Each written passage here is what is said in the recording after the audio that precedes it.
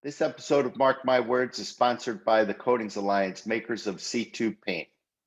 When C2 President Tom Hill asked me my opinion of what would make a program for their super premium wood finish product, Guard, more attractive to dealers, I shared my view that dealers look for three things when they're considering putting new products in their stores.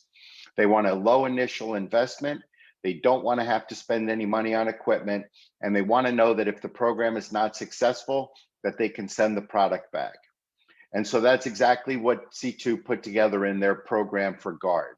I only wish my daughter Buckwheat would listen as well. So if you're interested in hearing more about this program, you can do one of two things. You can go to c2dealer.com to read more, or you can email Tom Hill yourself and ask him any questions you have. That's th4 at c2paint.com.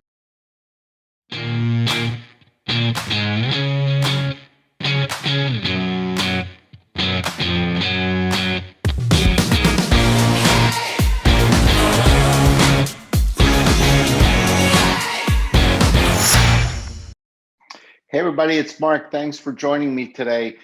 With me today on my episode is Matt Culverhouse. Matt is the Director of Sales for the retail channel for the ICP Group. ICP Group, most dealers are familiar with them through their architectural coatings line, California Paints or Storm Stain. I had actually reached out to Matt a couple of months ago. A number of dealers, just coincidentally, conversation over a couple of days had asked me, hey, Mark, do you know anything about California Paints? Are they still around or what's up with them? And I didn't really know anything about them. I don't have a lot of friends in that company that I'm still in touch with. I was a California dealer over the course of the time that I owned my stores, but not recently. So I didn't have a lot of relationships there.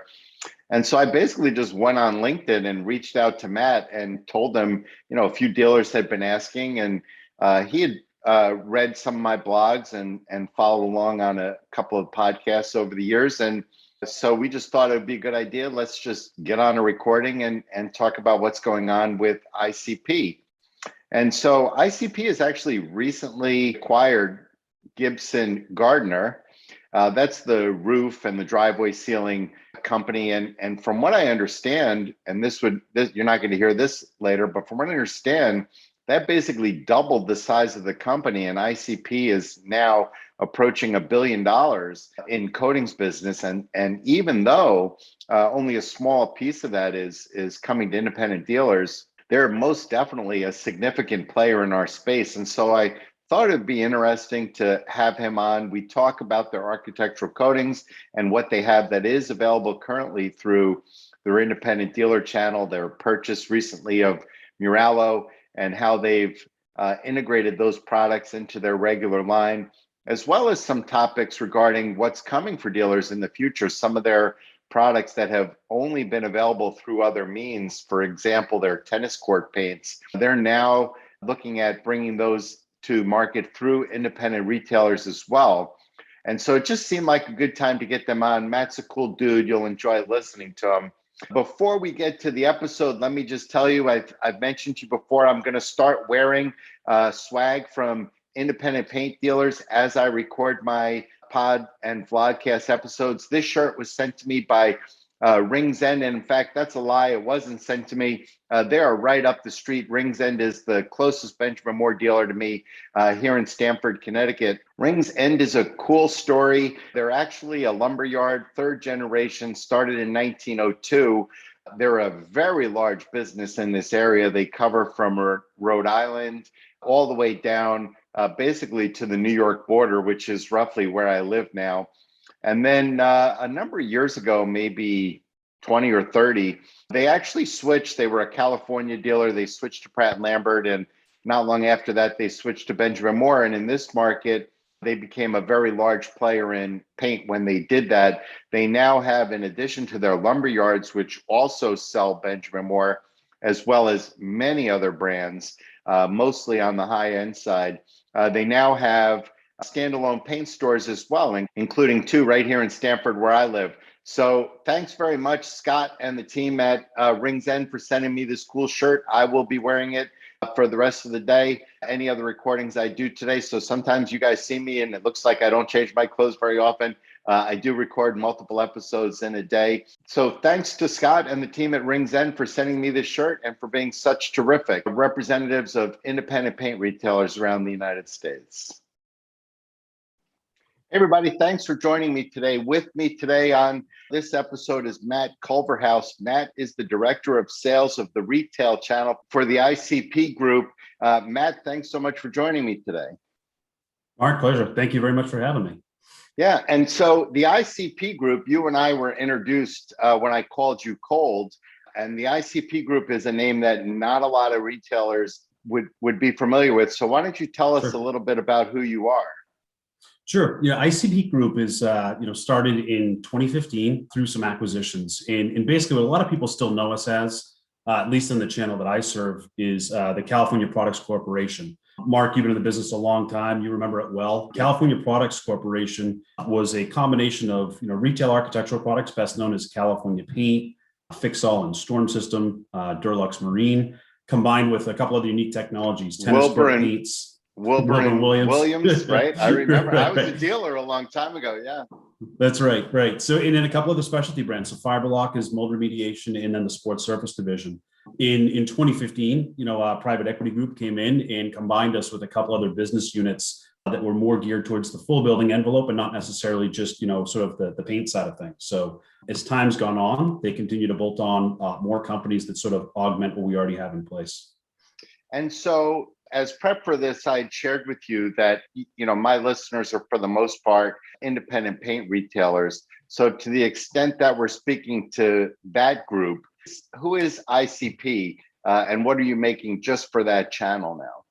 Sure. Yeah. I mean, it's a lot of things have remained the same for a number of years, right? I mean, I started with California Products Corporation 12 years ago now. Before that, I worked at a paint store and I sold California paints, right? So it's near and dear to my heart. And, some things change over time, some things remain the same. The cool part for me is the things that remain the same are the products that we make, right? We put quality in the can. People know us by the name of the brand. People come in and ask for 2010 house paint. They come in and ask for diamond ceiling paint.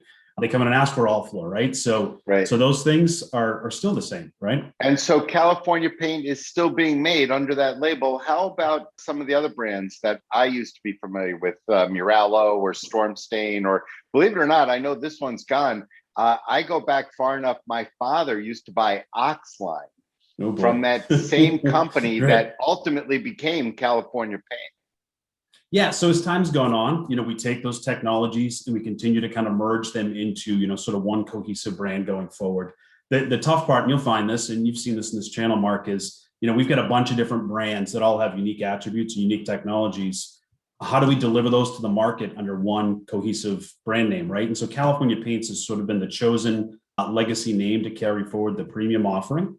And then we've augmented that with Fix-All, which is sort of our specialty coatings, Storm System, which is, I would say one of the best and only remaining brands for the independent dealer channel in the stain side of the business that doesn't sell box stores and mass merchants. And right. then something like Durlux Marine, which we've had in the portfolio for a long time, that services our marine boat business.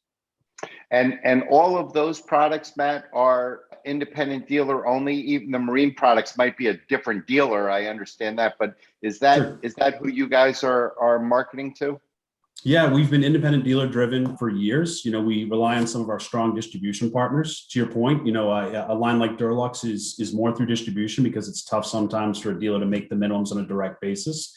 We also want multiple touch points. I mean, that having logistical partners set up throughout the country really helps our abilities to get products to the customers as quickly as possible, which sometimes, servicing out of Andover, Boston, Massachusetts, or Louisville, Kentucky, just doesn't get you there fast enough. We rely on our distribution partners to help us there.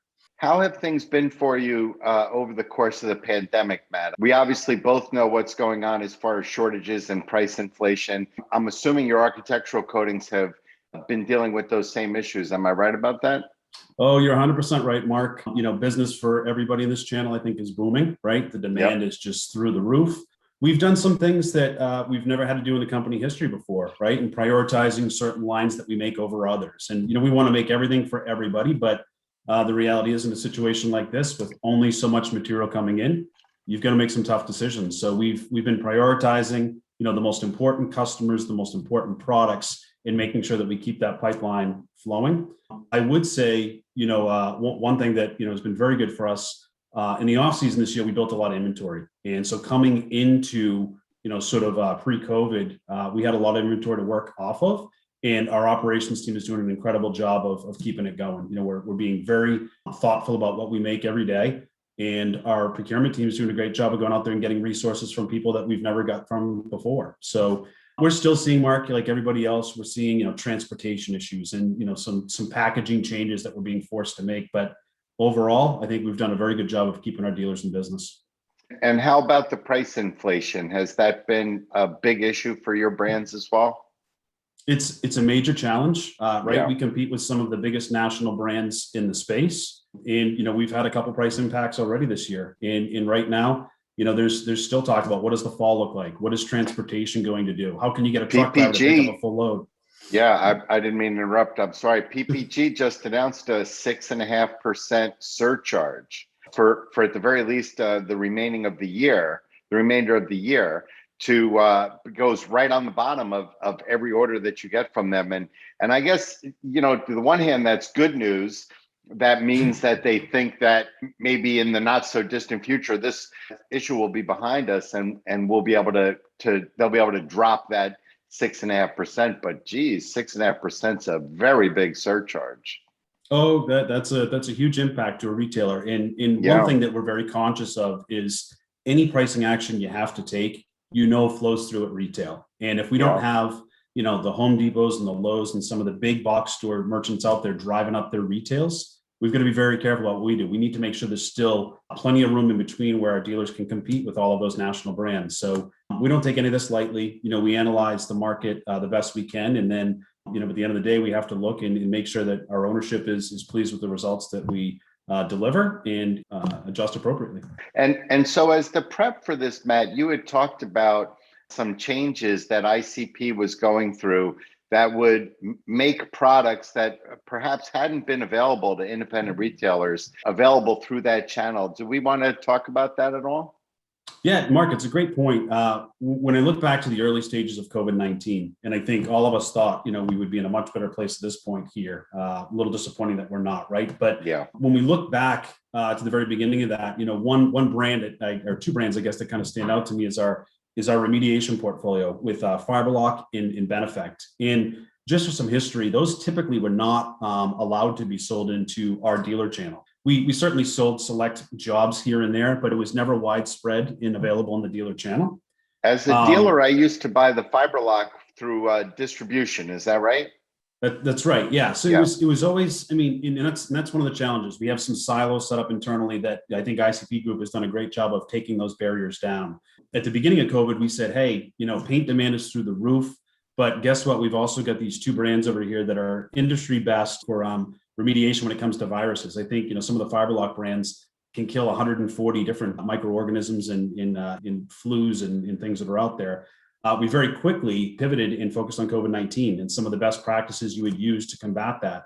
We gave our dealers the ammunition to go out there with webinars and trainings and tools and products to combat COVID-19. We made a lot of donations to membership groups, and we continue to do it. With the upcoming All Pro convention, we're in discussions right now to give them some material to create safer environments and safer spaces. So I look to something like that where, hey, when we were just California Paints, we really didn't have the bandwidth to pull off an operation like we did at the beginning of this. As ICP, we delivered a lot of material to the marketplace in a very quick time frame and gave the dealers a tool that they probably didn't have in their tool bag from other suppliers. And so now, is that something that dealers are going to be able to hold on to going forward? Is this a market that's been generated and now dealers are going to be able to continue to buy these products from you?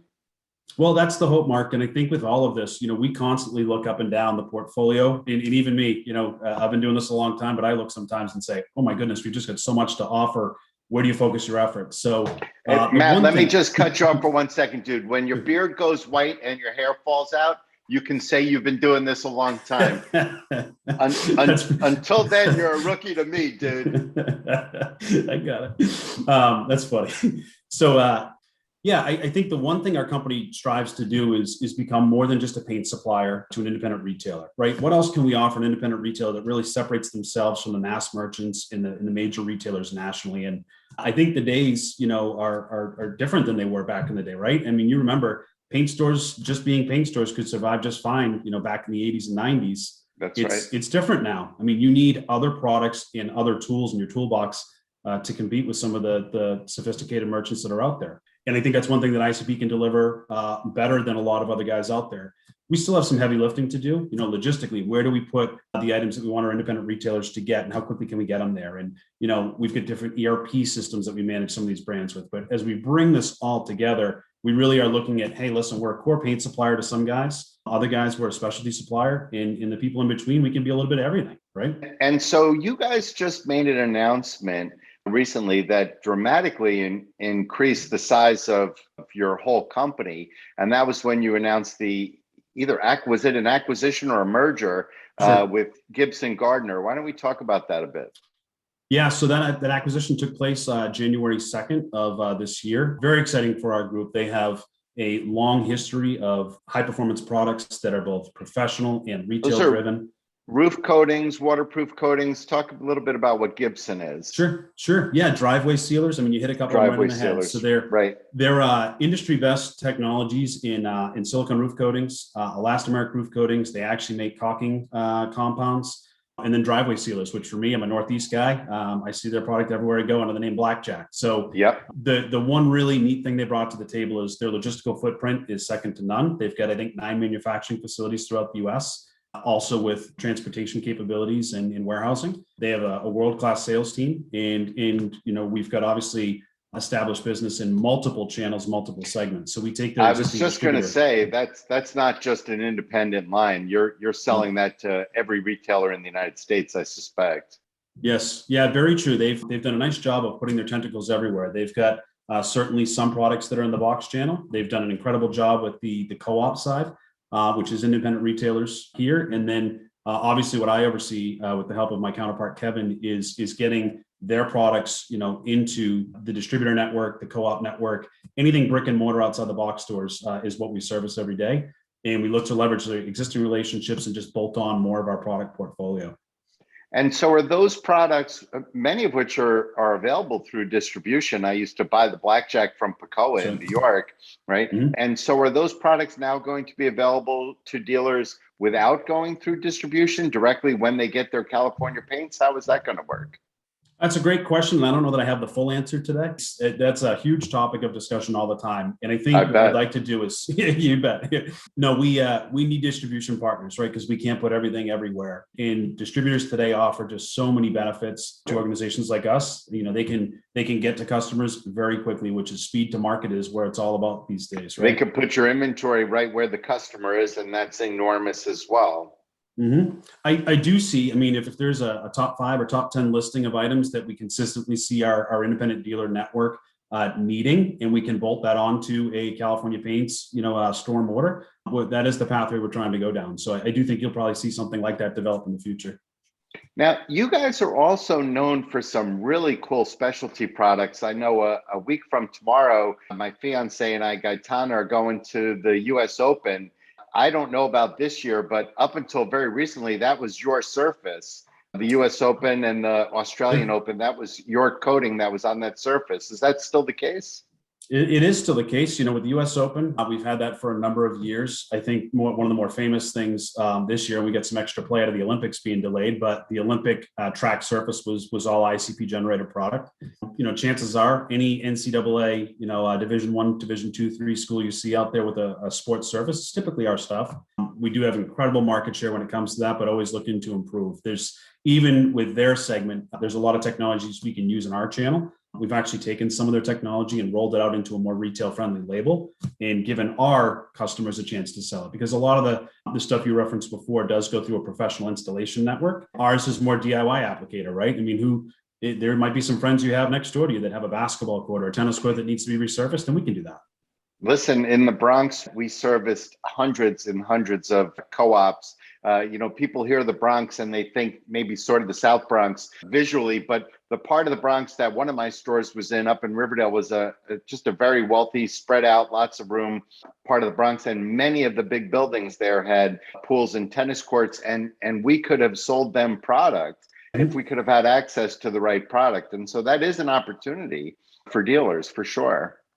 Yeah, I mean, hands down, Mark, the technology we have in the fix-all skid grip, if I'm just going to call out one item today, it is best in class. It's the best one you'll find out. It's the best anti-skid you can find out there. You know the deal. Most anti-skids back in the day were a good can of latex paint with a little bit of skid tex and a little bit of dirt, right? That's it. The way we manufacture now, though, this stuff is ground in, it's crushed up rubber, and it is consistent as the day is long. You just roll it out. It's nice and smooth and has, ADA and all sorts of other different approvals. It's the best thing you can buy. And so, are we talking now about an athletic surface coating or a traditional paint? Well, it's kind of a hybrid, I guess, because you can use it like a traditional paint. You don't need to have the squeegees and all the special applicator tools. So, but it is thick and consistency. And when you roll it out, you've got guys using this on anything from sports courts over to bike paths, over to anywhere you need a sort of anti-skid if you're going in a ramp or a slippery walkway, and really a lot of pool decks and pool surrounds. So as part of our prep, we had talked a little bit about private label, and you guys were thinking about traveling in a slightly different or more aggressive direction. Do we want to spend a minute talking about that? Yeah, sure. Private label to us, we have a slightly different philosophy than a lot of other different vendors, I guess, in the space. And there's plenty of private label houses out there. We don't take just a typical can of paint and slap your label on it and send it out the door. We've got a whole different package and philosophy. So ours is really about having a business consultation with an independent retailer. And you look at some markets throughout the country and you can probably pinpoint them on a map. A lot of times we find that, our owners or members of the community, their name is very well known, very established. And, we don't need to have the California Paints name on the can for them. Maybe sometimes there's a market where the dealer name has a lot more presence than ours. And so we help them by giving them a quality program and product in the can to deliver to the marketplace, which, allows recapture of those items. I mean, they have to come back to your location to get your brand, right? So we're all about giving the dealers the tools and the program to elevate their presence in the marketplace. And we just happen to be the vehicle to deliver it. And, one of the things, Matt, I talk to a lot of dealers, and particularly now I've got this little side hustle going with the websites that I'm doing. And I'm sharing with dealers my perspective that branding has changed dramatically in the last 18 months since the onset of the pandemic. And the idea of being the local paint store is a more powerful brand to many consumers than even having Benjamin Moore or Pratt & Lambert or Pittsburgh or whatever is your national brand that brings people in. And I'm telling dealers all the time, and just to be clear, because sometimes when you do a lot of podcasts, it's not clear. I'm not being paid. This is not a sponsorship, nor am I referring anybody to California Paints for their private label program. Sure. But in general, private label is definitely something that dealers, particularly dealers that have spent a lot of time and effort developing a brand in a market, could take advantage of right now. There are enormous opportunities for increased profit margin as well as a higher stream of recurring business because, customers can't go anywhere else but that brand. And Mark, I think the reality is consumers are very aware of private label brands in the marketplace. You go to the grocery store and chances are you're buying a mixture of branded and private label material. You go to get some housewares, it's the same example. So I think, the old school mentality of private label just being, hey, it's a cheap can of paint with a label or something on there. I think it's different now. People's perception have changed, and a lot of times they associate private label brands with great quality. And we just happen to be providing just that. I actually am telling dealers that their private label, they should consider it as their premium or certainly among their premium offerings. If they have a need in the market, in their market, every dealer knows their own store certainly better than I do. So if you have a need for a $10 flat, go get yourself a $10 flat. But on something that's private label, you get to determine its real value. So if you buy a premium product and share with your customers your perspective that this product is as good or better than what's available, you'll be able to make more money and you'll be able to retain more customers. Couldn't have said it any better. Well, there you go. That's why I'm doing this for the last 30 years, man. Right. So there you go. So with all these new products coming into the fold and these new acquisitions, what can independent retailers expect from ICP in the coming years? I think, Mark, what you can expect is a lot more acquisitions and a lot more activity, looking for best-in-class products with best-in-class people to bring into the mix. We've done a number of acquisitions so far under the ICP Building Solutions Group. The criteria is, hey, is this a brand that's got a good position in the marketplace, and can we sell it through our existing channels, right? In independent dealer, retail is at the top of that list. So what excites me is, we are not just a paint store only driven organization anymore. We sell hardware, we sell all sorts of different people that fall into independent dealer classification. And it really is just finding things to position in their stores that augment their current sales. So if you're a paint store, maybe you're focused on this, and this from us. And if you're a hardware store, maybe it's a different set of items. I think you're going to find that we're going to continue to be very aggressive in the marketplace. We're going to support the network the best we can with, I think, the organization that we have in place now. We continue to add people in resources and look for logistical partners to deliver our products as fast as we can, as efficiently as we can. Well, Matt, that is a really terrific way to end it. So thank you for joining me today. Matt Culverhouse, the Director of Sales of the retail channel of ICP Group. Thanks very much for your time today and your insights. I appreciate it. Thank you, sir. Love the shirt.